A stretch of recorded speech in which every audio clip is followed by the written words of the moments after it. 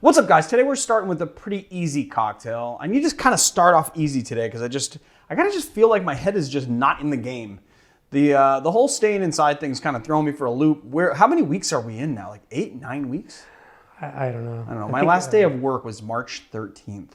Yeah, it was on the 15th that it started. That everything like exploded. The 15th. Yeah, I don't know. It's been a long time. It just feels like it feels like, have I ever even had a job? It's just like, it feels like forever. Okay, so today we are doing a cocktail called a Lucien Gaudin. Lucien Gaudin was a fencer from France, and he was pretty famous. He won the Olympic gold in 1924 and in 1928. So the 24 Olympic Games were in Paris. The 1928 ones were in Amsterdam. And that's all I got for you on this. I don't know who created this cocktail. I'm not sure if it's out there. I tried to do a deep dive on the internet and came up pretty much with nothing. As you can see, I tried to pick something that has kind of a lot of ingredients, but they're pretty common ingredients. And I'm willing to bet that most of you guys have this stuff at home.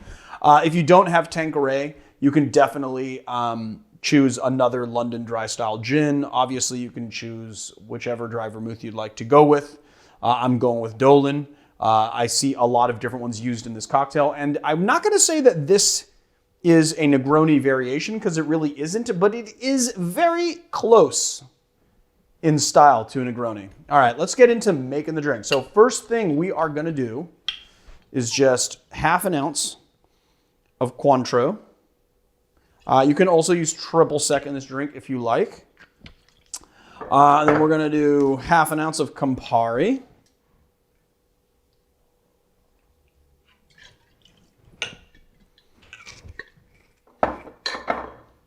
Half an ounce of dry vermouth.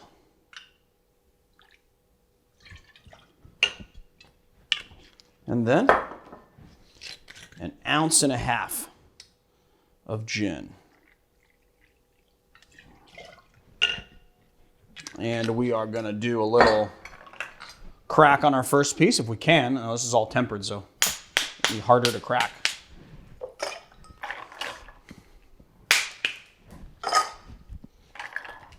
Put in some bigger pieces. Whoa, there you go. And give it a nice stir. Now, I'm not going to stir this that long because this ice was kind of sitting out for a minute. We had to work around my kids making noise a little bit, so it's not going to need as much a stir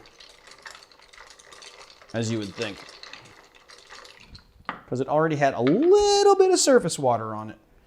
And we're going to give it the old strainy poo.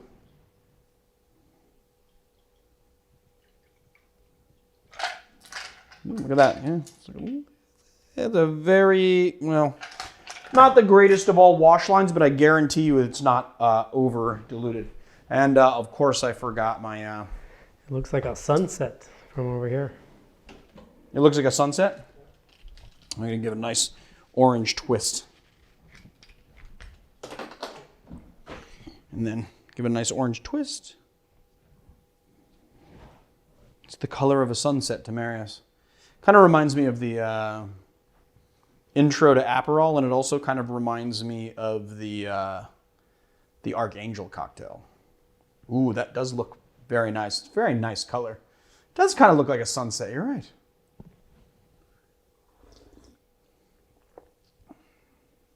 Oh man, that's good.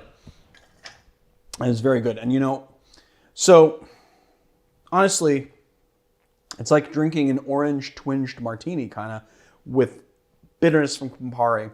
But you know, you get that nice culmination of gin and dry vermouth. The first thing, right, that you, when you sip, that's the first thing you get. And then the Campari is really, really, really tamed by the Cointreau. The Cointreau obviously is kind of drying it out and giving it this dry orange flavor. But the Campari is not as biting on the back of your palate. Obviously, it's going to hit you right back here, as where bitter flavors sort of hit you right in that back part of your palate. But you get them second. And what's really nice is that the cocktail's like a really nice evolution of gin, dry vermouth, and then kind of devolving into Campari. And then the last flavor you get is that dry orange. It's really nice with that kind of fresh orange zest right on the top. It's a really nice cocktail. I gotta say, this is one that piqued my interest, and I actually had not tried it before today, but I looked at it and I was like, it's kind of like a orangey martini with a little Campari. It's like a Negroni-ish martini almost. I gotta try it, but I gotta say, I could work this into the permanent repertoire. This is definitely like a good, this would be like a really good starter brunch cocktail for me. Yeah. I don't know what more to say about it. I wish I had a little bit more on the history so I could talk your ear off a little bit more. But I don't. So I guess we're just going to end it here unless Marius got something for you. Well, it's got a very complicated name. Maybe we should change it. Maybe it should be the Orange Teeny. You can't do that. Why not? You can't take a classic cocktail and then just rename it without changing the cocktail in some way. That would be a very arrogant thing to do. Why would you want to call it the Orange Teeny? That's not even as like Lucien Gaudin. You can't even say Lucien Gaudin is Nobody like knows how to spell it. Nobody knows how to pronounce it. The French do. I guarantee you now all these French people are weighing in right now. Weighing in on, what are you talking about? Oh, I can't do a French accent, so. Ho, ho, ho. I don't know. They're gonna have my head for that. I know, you can't do that. You can't just rename cocktails to suit your, I mean, I guess you could, but. So there you have it. You're gonna get called out for for it. it. The Orange Teeny. No, the Orange Teeny. And not only that, but everyone also wanted to take your Strawberry Star and call it a Starberry. Yeah. Which I don't think, is that, a lot of people are like, yes, the Starberry, Starberry, but I don't think that that's like that catchy. It's not that catchy. I think Strawberry Star is kind of catchy. No? Am I wrong? I don't know. Maybe I'm wrong. I'm terrible at naming cocktails, so don't listen to me.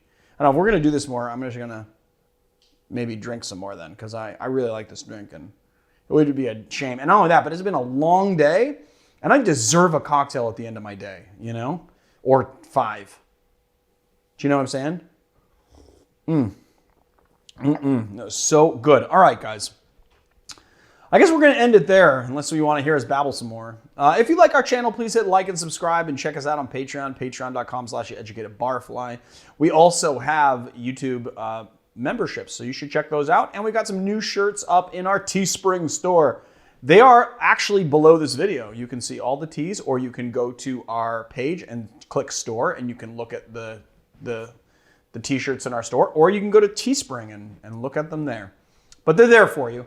I don't know if I have really that much more to say about it, so I'll just say see you on another time.